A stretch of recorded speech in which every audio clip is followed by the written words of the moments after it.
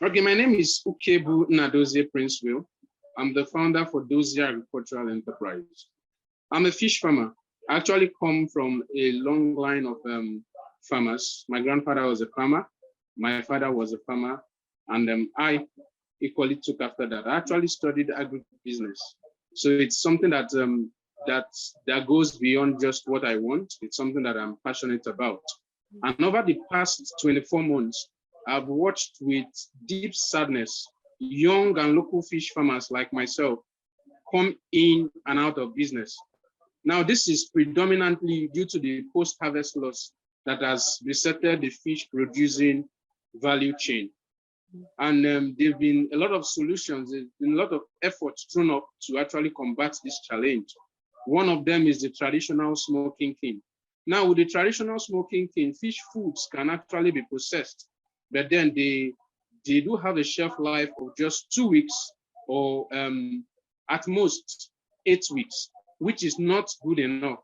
So we've looked at some of these challenges thrown up by the traditional smoking kiln, and then we decided to improve upon these challenges. So what we present is a solar-powered smoking kiln, which actually phases out, which will actually phase out all multiple energy sources used in empowering smoking kilns, talking about coal, talking about electricity, talking about gas. So with our solar power smoking kiln, fish foods now have a shelf life of up to 6 months, which means local fish farmers who do not have ready market now has such time span to actually source for their markets. Unlike the traditional smoking kiln that has zero control over the smoking temperature, leading to fish burns and wastage.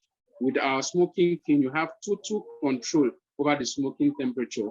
It is well insulated to prevent its users from hazards such as burns, shocks. And when we talk about the ecosystem, since we are making use of the solar powered smoking kiln, we are going to be phasing out harmful energy gases like coal and carbon that depletes our ecosystem exponentially.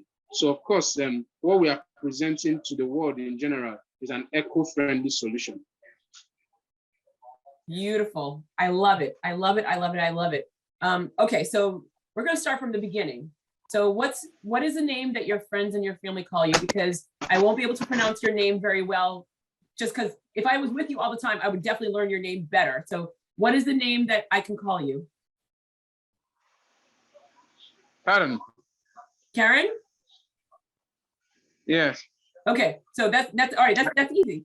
All right, so that's easy. Okay, so this is good. So one, pleasure to meet you. It is so. Thank you very much for taking the time to be here and to talk to me. So thank you, thank you, thank you. Can you hear me? Yeah, I can hear you now. Okay, perfect. Okay, so thank you so very much for being here. I appreciate it. Let me understand. So I always say, like, let me just understand the start of this. So you're a third generation fisherman. Yes. Okay. What kind of fish do you usually fish for? We are making use of catfish. Catfish is a species for now. It's what we're actually looking at. But okay. What we aim to achieve is to process protein. No. I'm not asking that yet. I just wanted to know your grandfather, your father, and you are fishermen. Yeah. So catfish is the main fish that you catch? Yeah, catfish, and we are looking at Clarias garriapinus. What is what kind of fish is that? Yes, it's an African fish. It's actually a conventional African fish. Mm-hmm. It's of different breeds. The Clarias and then the garriapinus. Okay. That's two hardy fishes. Basically. Is it a light fish or is it a heavy fish? Because catfish tends to be a little bit of a light fish. So is it a heavy fish, oily fish? What kind of fish is it? Okay, it's a water fish. It's a water fish. It's bony. It's bony. It's bony. It's very delicious too. Mm. It's very delicious.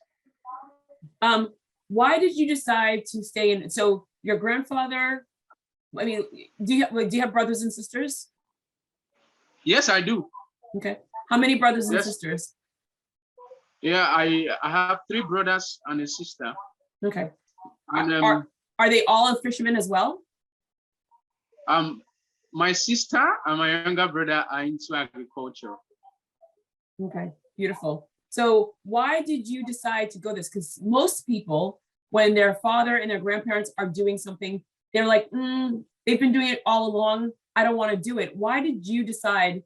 Like, what was the passion for you that you wanted to stay in the family business? Okay, growing in the days, we became somewhat of a middleman in the industry. Okay, my dad grew his fish farm so big that he was into fish seed hatchery, fish seed grow out, and even fish seed processing. So we could actually interact with a whole lot of players in the catfish value chain. So what I actually saw was local fish farmers who would come, start up with whatever meager amount they've been able to save up from whatever endeavors. And then in the next 6 months, they're already out of business. This kind of tickled this tickled something in me to actually want to look at this problem and then provide a solution. I think that is amazing. So you went from, so your grandfather started with the fishing, then you went from the smoking, I mean, so it's like the fishing, the smoking, the selling. So I love how you evolved throughout the years, and now you're the main family that focuses on everything. What was the problem for you? So you've been watching this for your entire life. Your family's in it, but what was the problem, and where did the problem and the passion come together? So the passion is the family, but what was the problem that you were going to solve? Okay. The problem is watching kids. While growing up, I saw kids who were disadvantaged. It was a problem for me because these kids are my friends, and then I do know their parents.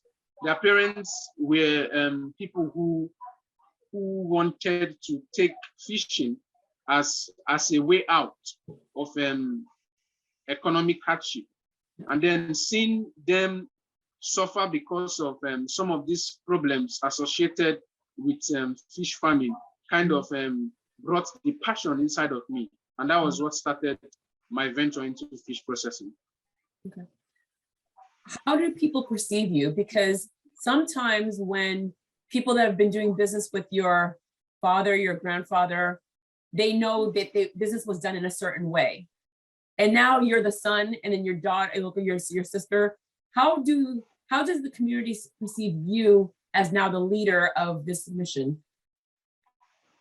No, I didn't get that. Sorry. So your father and your grandfather and your father have formed a relationship with the community. They know them, they trust them, they believe in what they're doing.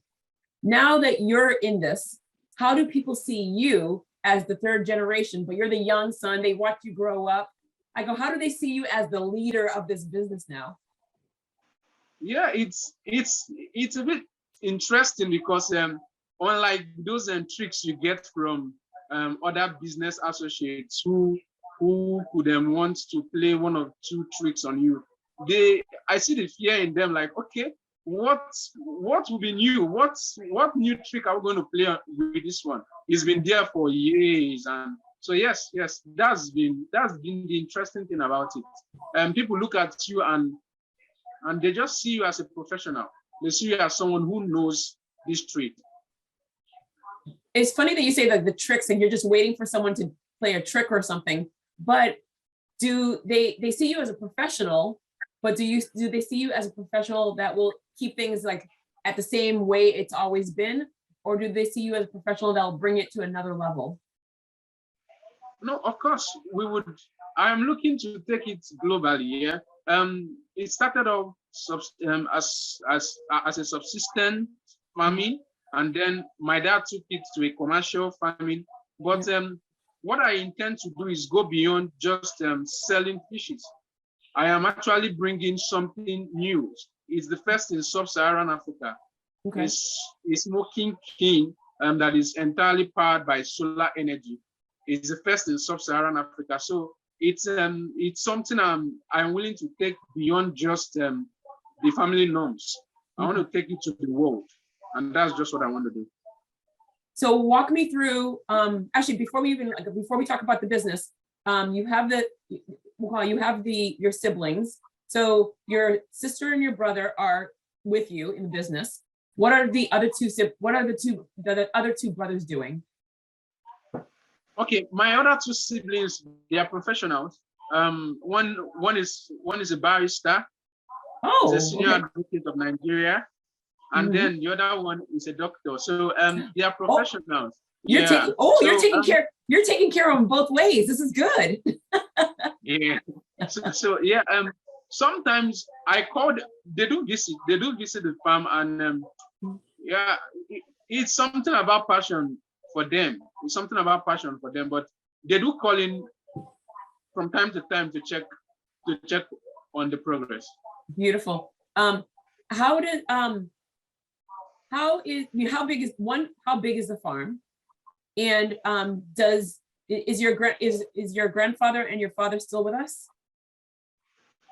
Yeah, it's we do have a capacity for churning out 2,000 tons every 2 months. Ooh. 2,000 tons every 2 months. Yeah, we can process 2,000 tons every 2 months. Okay. So it's really on a large scale. But what I am doing is to take over fish villages. There are 3 fish villages in Lagos, Nigeria, where I stay. Yep. So what I'm doing currently is to take over the fish villages and become like a processing center in each of these 3 fish villages. I asked a question in between, but I asked it so fast, so I apologize. I asked it very fast. The question was, is your father and your grandfather still alive? No, my grandfather is late, but my father is alive. Okay. And is your father still is he retired, or is he still working with you? He's retired. He retired. He retired. So okay, so this is all you. Okay, this is good. So I want to make sure that everyone that's listening understands the process of who's in charge. So walk me through the business. So I'm a fisherman. I bring my fish to you. Walk me through what happens next. Okay. What we are offering actually, it's a processing service. So when you bring your fresh fish to us, what we do is we have it degutted, cleaned up, and then inserted in our smoking kiln for it to be processed. Depending on your request, it could be semi-processed if you are doing it for immediate consumption. But if you are doing it for storage purposes, it will be completely processed. So depending on your request, we get them processed, packaged for you, and then sent back to you for marketing. Who are your biggest clients right now? I mean, in Africa, the continent Africa, who's your biggest client? But also, have you gone internationally yet? Okay, my biggest clients, they are fish off-takers. Fish off-takers, they buy from local fish farmers, large-scale fish farmers, bring them to us to process, and then they package it and export or market as they deem fit. I'm sorry, go ahead. And then we equally look at the general households, fish, food kitchens, and local kitchens. Have you gone international yet? I didn't get that. Have you gone international? Do you have any international clients yet? Yeah. we started out in 2020, and we're able to get 1,250 paying customers, all as fish farmers. Yeah. Beautiful. So to date now we have 2,120 local fish farmers. Do you have, I mean, do you have international clients? So do you work with anyone overseas yet? Because in Seattle, Washington, in the United States, very big fish, I mean, like a salmon, very big fish community. I live in Boston, well, outside of Boston, but in New England, we live on the coast, very big lobster fish community. So are there any locations in the United States or in other countries that you are working with right now, or are you starting to look for the introductions? We obviously look forward to for a start, to covering the 3 fish villages in Lagos State. We are currently just servicing one. There is another fish village in Ikorodu, Lagos, and another fish village in Ekpe, Lagos. So we intend to go further to actually not just cover them in terms of processing. We are looking forward to selling our solar power smoking tin to local fish farmers. So it will cut off the high cost of gas, electricity. This you have a renewable energy, and then it's a big asset for your business. So so are you converting the business from, I mean, it seems like, or at least it sounds like, you're converting the business from the fishing industry to now the technology that will help the fishermen, or are you going to do both? No, I'm taking it to the technology aspect. I'm leaving the fish producing aspects to maybe my younger sister to take, but I'm completely out of fish production now. I am majoring into the technology. What does your family think about that? Because it's funny that what you're doing is still in the industry. So you're still in the industry, but you're converting it and you're taking all that knowledge and you're focusing on the technology. What does your father think? What do your siblings think about you doing this versus staying the tried true way? Number one. Number two, what do they think about your sister? I love it, a woman, yay. But what do they think about your sister running the business?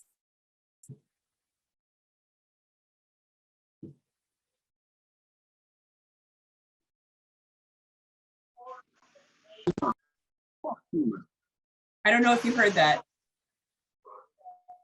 Okay, I got the first question. I didn't get the second. So the first one is about what your family thinks about the technology taking over. The second question was, how do they think about your sister, a woman, taking over the family business? Okay, obviously it's something new for him. It's something new for him. It ignites that interest in him. Yeah, actually, it's not so much about hope his business won't be affected. No, it's not so much about it. He's actually open-hearted to seeing what we are doing with our technology. And what about your sister running the business? Yeah. What does your father think about? What does your father and what do your siblings think about your sister running the fishing part of the business? She's actually good at what she does. She has been in it for 6 years, fish production for 6 years. So she's good at what she does. I love it. I think it's amazing and awesome that your grandfather, your father, and now your sister. I think that's awesome. That's fantastic. With the cost of, so what you're creating is going to lower the costs and better the environment, lower the cost of fuel for a lot of these farmers. So like you're taking my fish, bringing it to locations, etc. You're giving them the tools to create an easier life and probably more money. How easy is it for your product to be used by a fisherman? If I'm just a fisherman, how easy is it for them to use your product that you're proposing? How easy is it to use what you've created, the technology?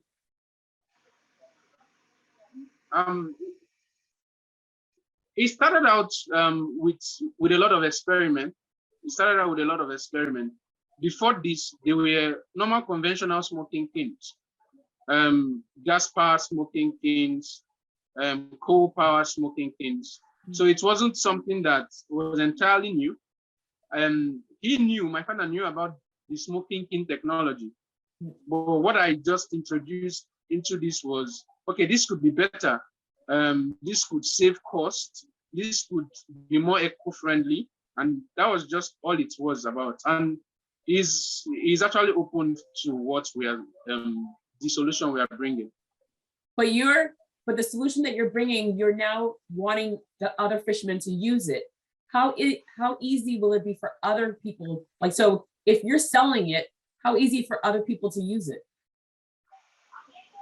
Okay, it's, if I'm selling the smoking technology, if I'm selling, yeah, is that the goal? Is it the goal for them to come to you to smoke, or is it the goal to have other, like, to sell this product to other fishermen and they can do it for themselves? What's the goal? Okay, yeah, our business model is actually two-faceted. It's in two places. Our business model is actually the sales of the smoking kiln technologies, the solar powered smoking kiln. We are looking to sell this smoking kiln to fish farmers who can afford it. Right. But we do not claim ignorance of the economic situation in our geographic location. So we are opening a platform where these local fish farmers who cannot afford the solar power smoking kiln would bring their fish foods. They could subscribe to our platform, bring their fish foods to us. We would process at a much subsidized rate, a 50% off the normal market cost of processing fish foods. Give them their processed fish back and then have them market for their profits. So that was one. So there's one, model number one is I am the fisherman. I will come to the processing situation, processing center. I will actually like process the fish and then I will take it back. Model number two is I can afford the machine and I will have it in my location and I will do it by myself in my own farm. The person for situation number two, I buy it, I can afford it, I buy it. How easy is it for me to use? Is it a difficult technology? Is it an easy technology? So if I'm purchasing it from my farm, will I have to have you come in and do it for me? If it breaks, I mean, like, how easy is it to use? Okay, it's very easy. It's very easy. The competitive advantage is enormous. It's actually enormous. It's actually big. You are not just going to be having these fish foods processed at a lower cost. You are having them processed without the associated chemicals that comes with processing with coals, chemicals like carcinogens that causes cancer. So this is both healthy, it's cost friendly, and it's eco friendly. So the competitive advantage is enormous. Very easy to sell. And you said earlier, once the fish is processed, it could stay for 6 months. I didn't get that. You said once the fish is processed, fully processed, the fish could last for 6 months. Yes, a processed fish with our smoking kiln has a shelf life of 6 months. Okay. That's a big step against the 2 months that the conventional smoking kiln provides our fish foods. And a fish that is partially processed, how long does that last? Sorry, I didn't get that. A fish that is partially processed, how long will a fish that is partially processed, how long will that fish last? Okay, it could be for just 24 hours. Okay. But the technology behind smoking fish, it's longer, short energy, long time. Okay. There's a technology around that, like you reduce the energy and then you smoke it for a long time. That's going to allow the shelf life. That is going to increase the shelf life. But if we decide to go beyond 171 degrees Fahrenheit, we could achieve that in 5 hours. Okay. So you can have your fish food processed in 5 hours. But if we decide to go with the recommended energy use and time, and then it will go for like 24 hours. Okay. Synonymous with what we have with the gas powered and the electric power smoking thing. What was your degree in university? Would I? What did you go to university? Of course. I'm a graduate of agri business. I told you earlier. Okay, wait. So no, I just want to repeat it because now I'm going backwards because I want to sit there and go into your studies. So I'm sorry. Can you say your degree one more time? Yeah, I'm open to that, but it has to be patented. No. What is the degree that you have right now? What is it that I have right now? The degree. What did you go to university for? Okay. I do have a degree in agribusiness, Michael Okpara University of Agriculture. Okay. That's my degree. But of course, with time, I'm looking forward to go into agri-tech, agricultural technology, and then get a certificate in that. Okay. When you were younger, so there's like, you have siblings and things. When you were younger, what was your personality like? Because did your parents think that you were going to be where you are right now? I think they would, yes.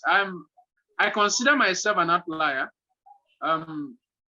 I break protocols. I do not like going by the rules. Way back, I do not like going by the rules.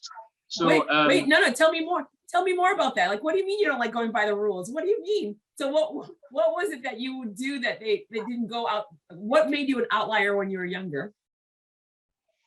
Yeah, like the issue of you have to come first. I was used to everybody in the family coming first, coming second, and that wasn't. I just felt that wasn't a good test for intelligence, for brilliance, for creativity. It wasn't something I couldn't do. I wasn't a bad student, but don't come at me with you came first and you came second. That doesn't work. There should be more. There should be more than that.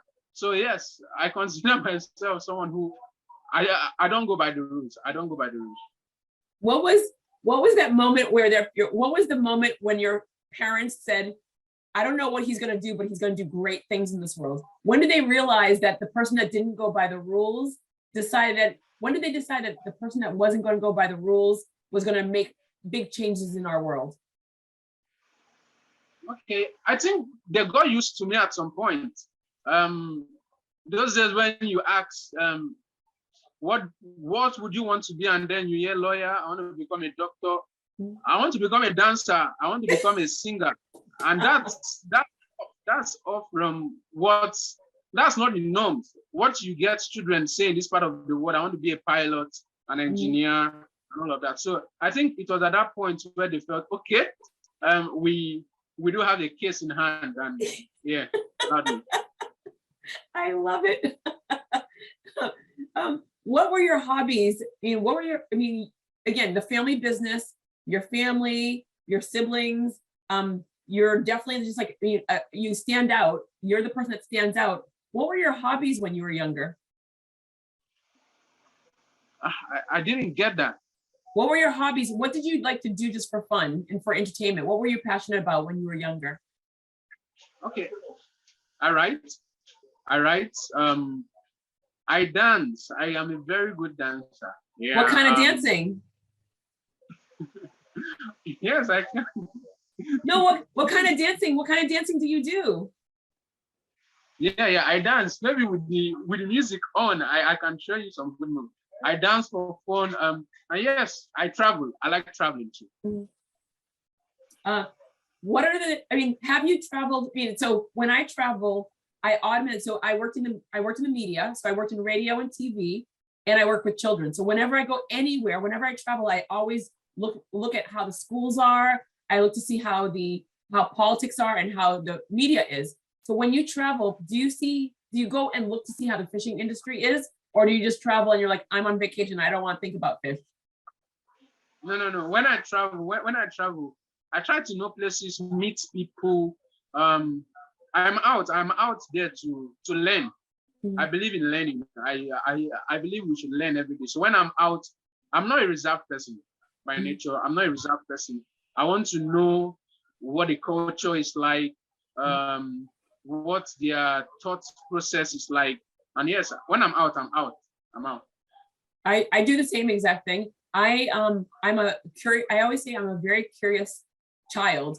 I go out and I ask questions and ask questions, and they're like, you ask so many questions. I go, but I want to know. I'm a sponge. I want to absorb as much as people tell me. So I love that.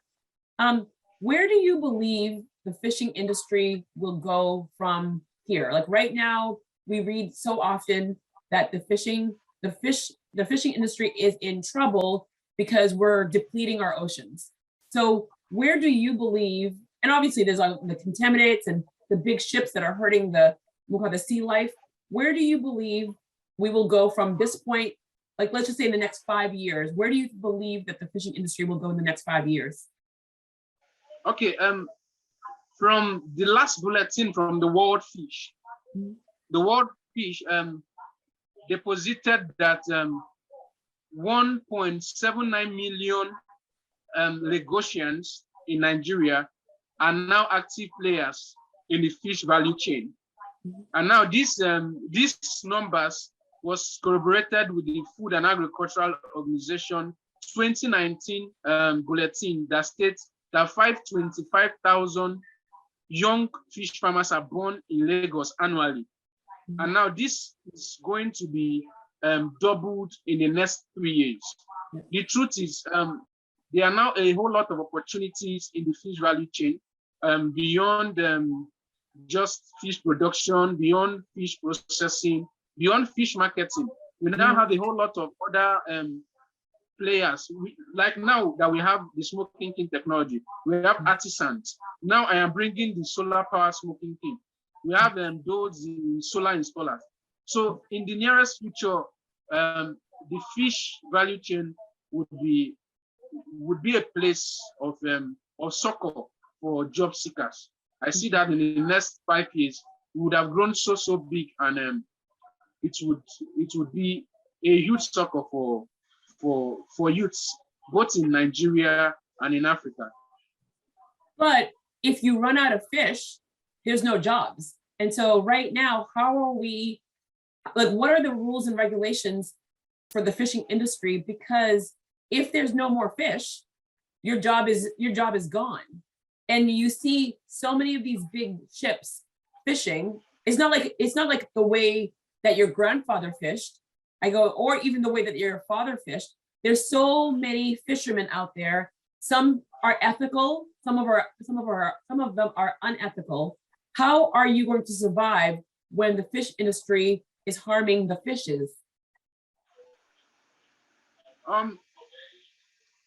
We will have to educate.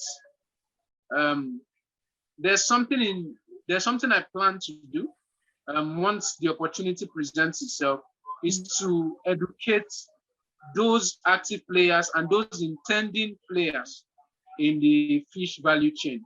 We have to educate them that fishing goes beyond fish production. It goes beyond fish production. We need to break out. We need to break out from that. I produce my fish and then I sell my fish. I produce my fish, I process my fish, I sell my fish. There are a whole lot of things to do in the fish value chain. So that's what I hope to sell out to intending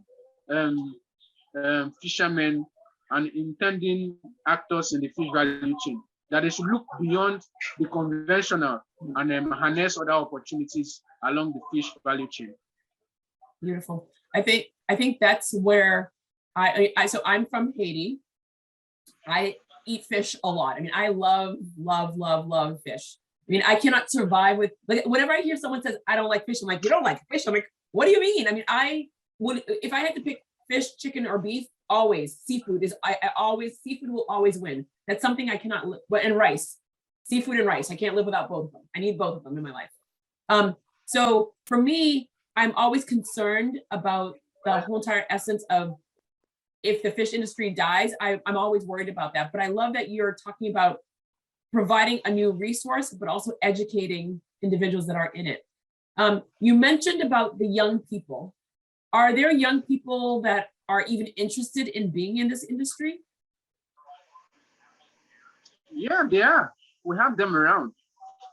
Well, the thing is, you are interested because your family was in it. But what makes a younger person right now? A young person has technology and everything. There's their phone. I mean, why would a young person be interested in the fishing industry right now? I'm a young person. I'm a youth. I am. How old are you? I'm 29. You're a baby, but you're not, like, I'm talking about the young ones. I mean, like 18, 19, 20. Yeah, the Gen Zs, right? Yeah, the Gen Zs, yeah. It's all down to how this is presented to them. Okay. We have this belief of agriculture, farming has to do with the aged ones. And that's because even when you attend conferences, the billboards, the advertisement tools, they make use of aged people, people who look impoverished and all of that. That's not the true picture of agriculture and farming. So what we need to do is to paint it in a better light. Let's show them the youths. Let's show them the technological part of agriculture. Let's bring it to them, to their faces, that we can actually infuse technology in agriculture, and then we need you guys on board. It's down to people like you, the Jodi-Tatianas of this world. You need to sell this to our youth, and we really need them on board. Agriculture cannot be left for the aged ones anymore. I think that, I mean, literally 100%.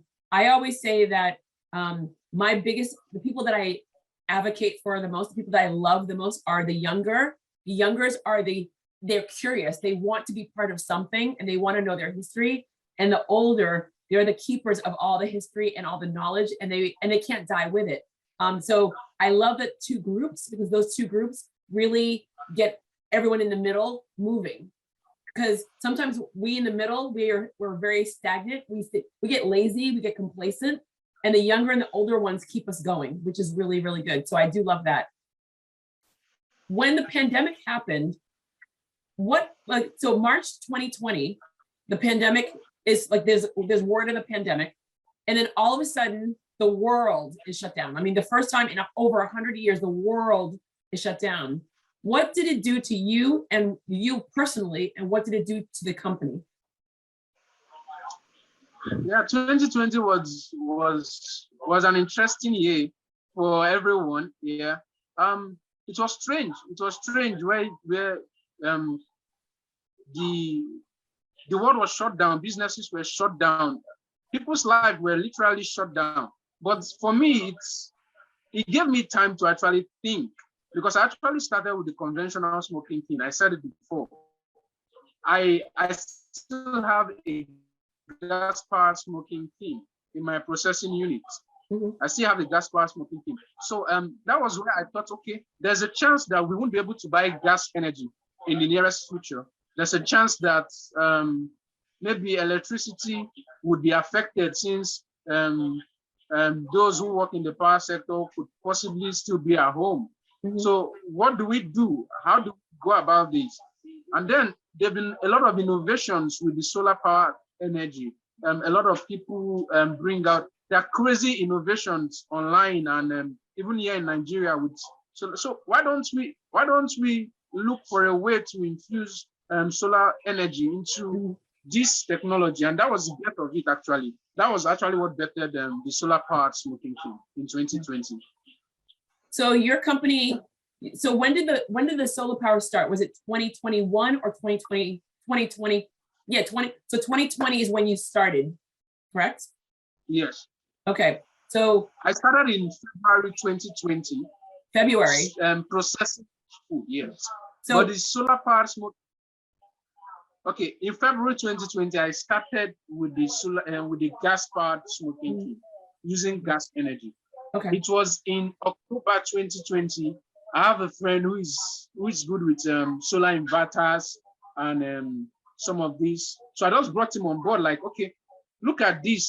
This makes use of gas. Is there a way we can infuse a bit of your solar installers? And then he said, if I could get an artisan to set up a smoking kiln, leaving the top of, then he can think of what he would do. And we looked at it. I brought in my younger brother, who is also an engineer. And then we just spoke, and then we tried it out. The heat from the first trial was not enough to process the fish foods. But then my brother just thought, if we can get 175 degrees Fahrenheit, then we are good to go. We just increased the inverter and then we got it on. That was how we got the solution. So I have to say, your parents must be so happy, because every parent, well, every international parent, mostly a doctor, a lawyer, and an engineer, they did a good job. Rob, yeah, and please, they do have an agri-technologist too. And technology, so technology, law, engineer, and someone that kept the business. Oh my God, that's huge. Yeah. See, this is why people have many children. Because if you have many children, everyone can make your dreams come true. So your parents were like, all of our dreams are taken care of. All the kids did everything. Yeah, I'm happy for them. I'm happy for them.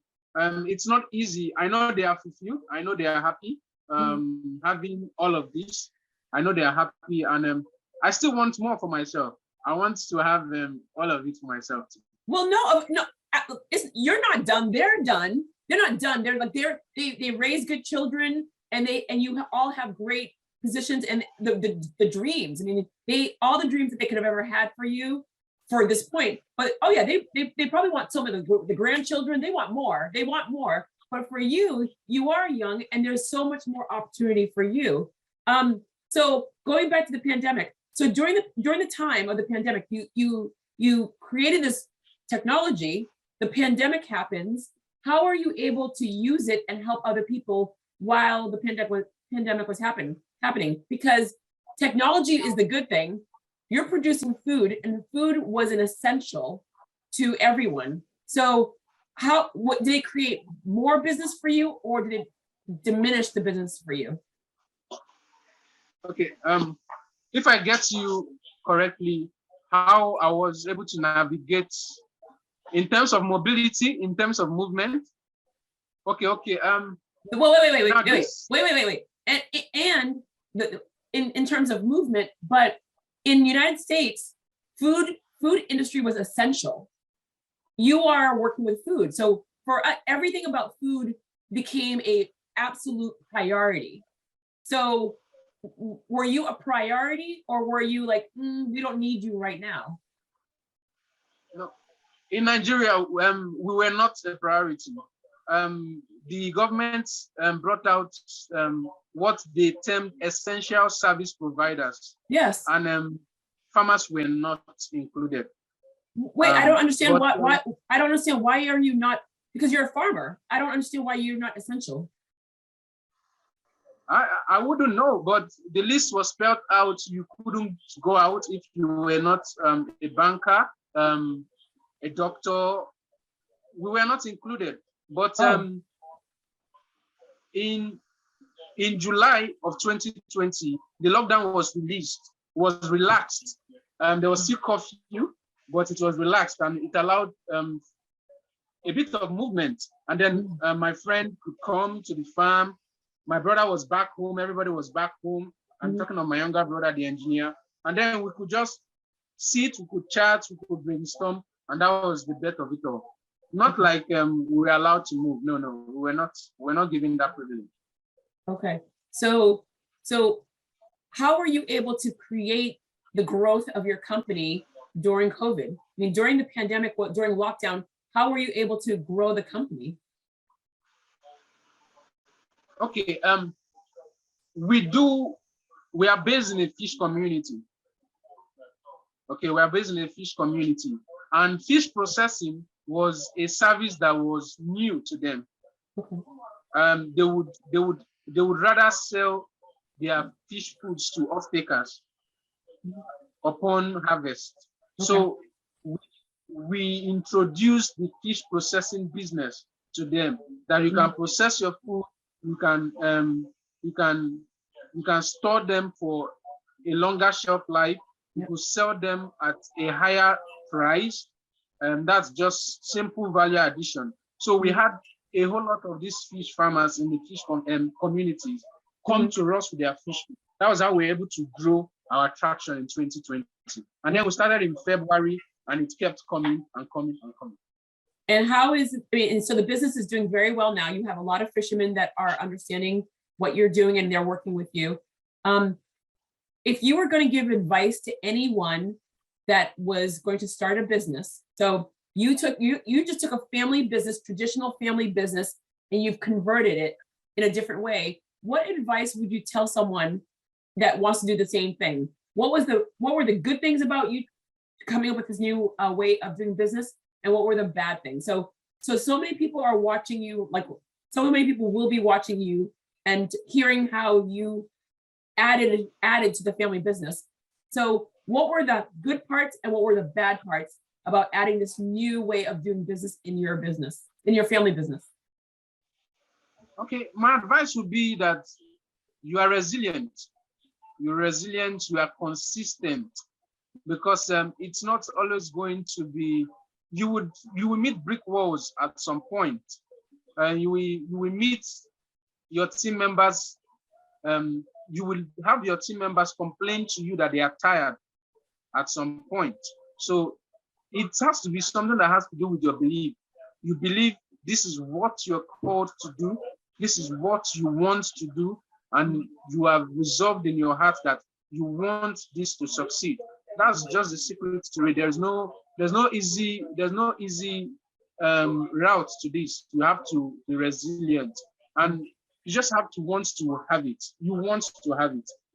People want to be successful as a doctor, and people want to be successful as a lawyer. I want to be successful as an agri-technologist. So you need to want to have it.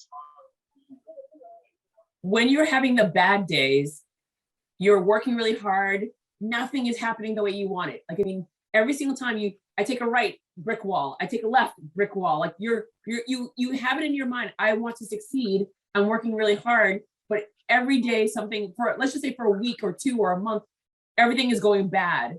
How do you keep yourself motivated? It's funny, but I don't bring my fish and I eat. Wait, say that again? I bring my fish and eat when I'm having a bad day. So what, you never have you don't, wait, you're saying to me you don't have a bad day? Yeah.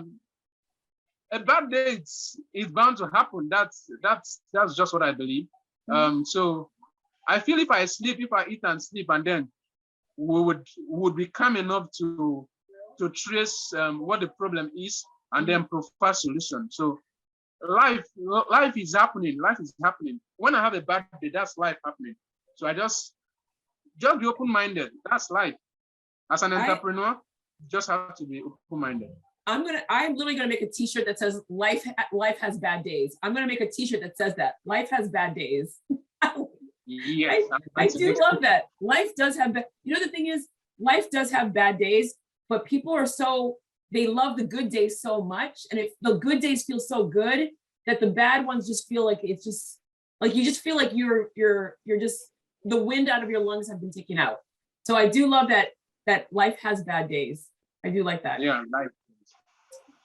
Where do you want to go with the company? So where do you want to see the future of your company in the next 1 year, 5 years, 10 years? I know you want to go international, but what else do you want to see your company become? Okay, for the immediate, I want to be able to service, for the immediate, I want to be able to service more and more fish farmers with my product and with my service. I want to be able to offer them my product and my service. But in the long term, I hope to create a handy product, a solar powered, just like we have the microwave, we have the ovens. I want to be able to create some sort of a small scale product out of this, where we could have fish foods, semi-processed, because people actually have love semi-processed fish food. They take it with gari, they take it with tea here in Lagos. So I want to be able to have such a product with my brand name written on it, and it could enter every home. And then you can have fish foods, semi-processed or processed for consumption. That's my long-term goal. Who, if you're gonna have the best customer, who is your best, like if you could pick any customer anywhere around the world, who would be the best customer for you? The best customer. Who is the individual or who is the company that you would want to work with that would purchase your product? Who is the dream person? That's tricky, but let me see. I'm looking for a household name that has been consistent over time.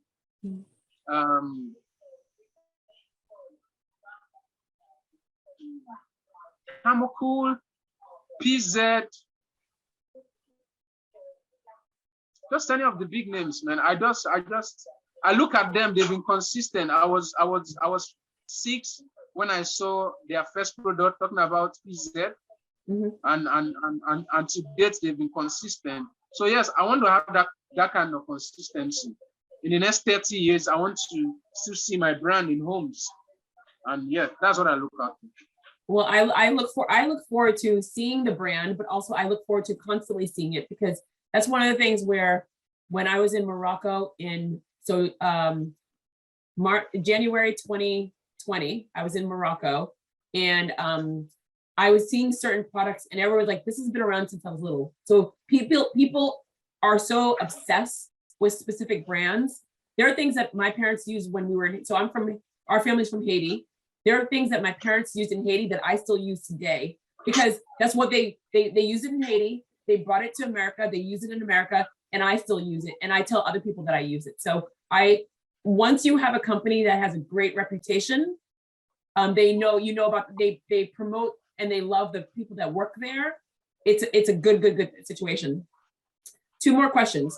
During the pandemic, you were saying, you mentioned how your team was saying sometimes they work too hard. How big is your team? And how did you take care of them? Because the pandemic's happening, everything is shut down, they have their families.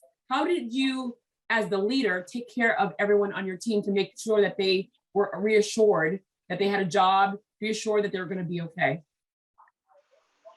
Okay, during the pandemic, it was pretty easy. We do have a farmhouse.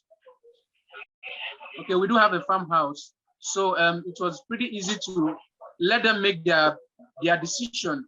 You could travel or you could remain in the farmhouse. If you remain in the farmhouse, we take responsibility of your basic needs, talking about food and all of that. And then if you decide to retire home, we could make considerable support available to you, maybe in terms of pay packets, just to go through that very terrifying period. So it was pretty easy for us. Did it hurt you as the business, not you as a person, but did it hurt you as a business to have to come up with these different situations to make sure your team was okay? Sorry, I didn't get that. Did it hurt your business?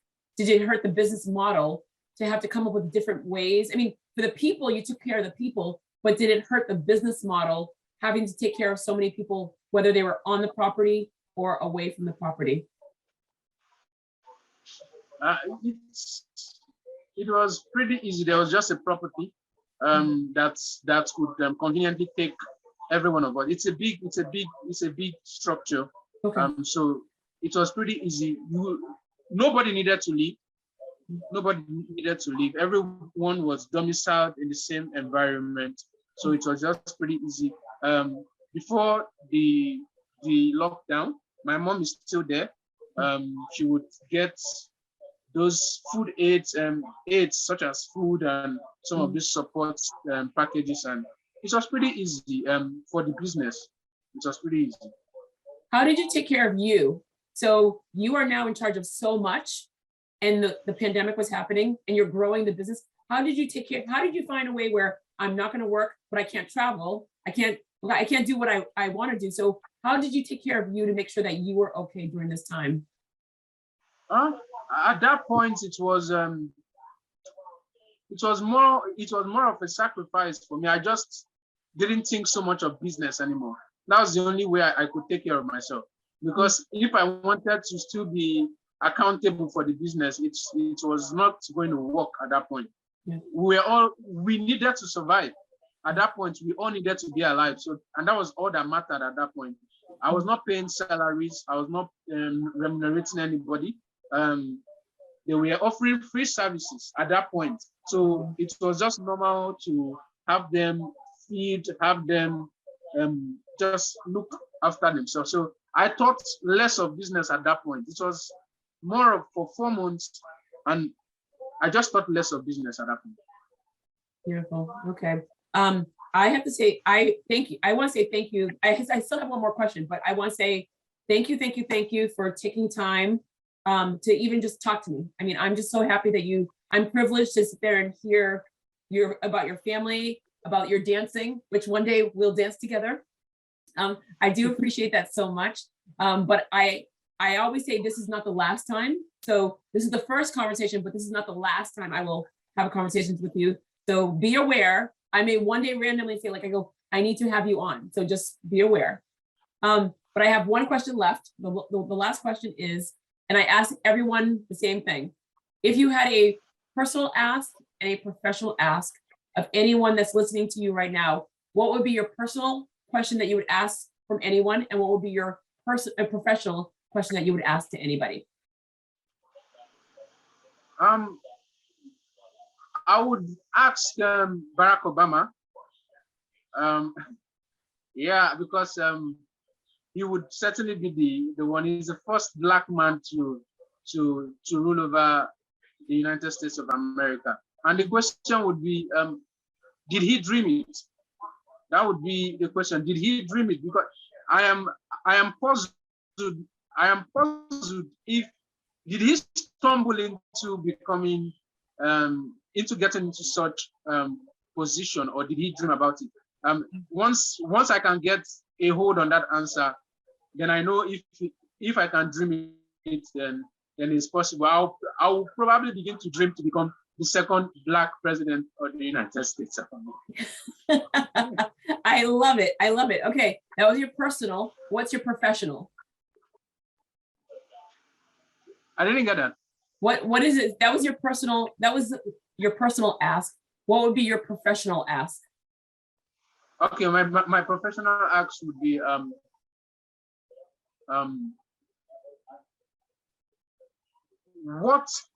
what does he do, and what is his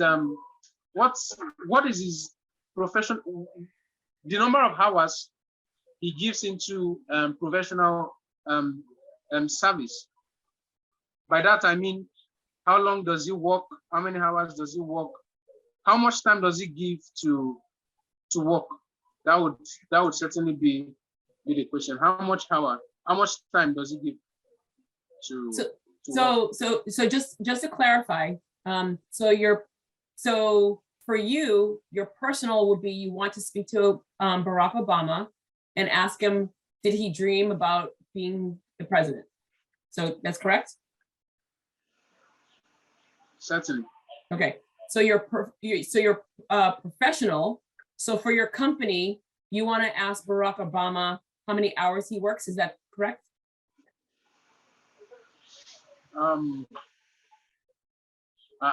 There would be more to that. There will be more to that. There'll be more to that. But I'm asking, no, but I'm asking for your professional. So not Barack's a professional. So for professionally for your business, what do you want to ask anyone that's listening? What's the professional question what's the professional thing you'd want to have people help you with your company?